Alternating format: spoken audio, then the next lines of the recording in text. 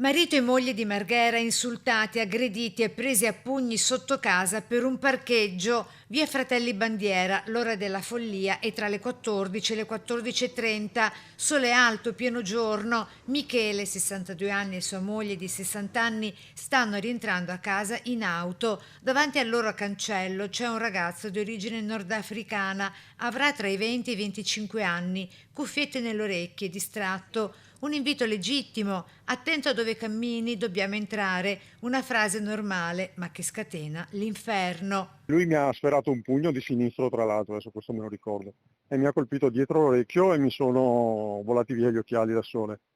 A quel punto mia moglie lo ha afferrato, abbracciato per trattenerlo, come per dirgli no, non devi fare così, non fare così, non fare così. E ho sentito come un urlo e lui si è girato, vincolato, ha colpito, ha dato un pugno sullo zigomo sinistro, cioè in bocca a mia moglie. E a quel punto è finita per terra e ho preso un colpo, io me la sono vista come morta per terra perché era con gli occhi sbarrati, non parlava più, era sanguinante per terra dietro l'occipitale della testa. Dopo ci siamo accorti che perdeva sangue dietro quando abbiamo provato a tirarla anche un po' su. Lei non si ricordava nulla perché ha perso i sensi, è svenuta.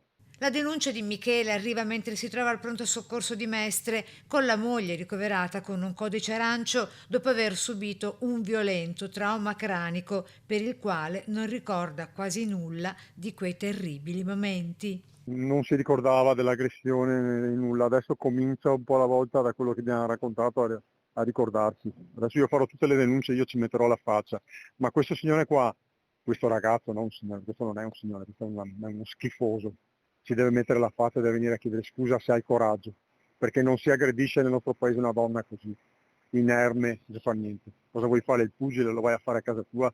Il pugile. Se aveva il coraggio se la prendeva ancora con me, e ho provato a salire in macchina per rincorrerlo, ma non ho visto dove è andato. Ma la cosa non deve finire qua, insomma, questo deve essere preso, quel disgraziato qua.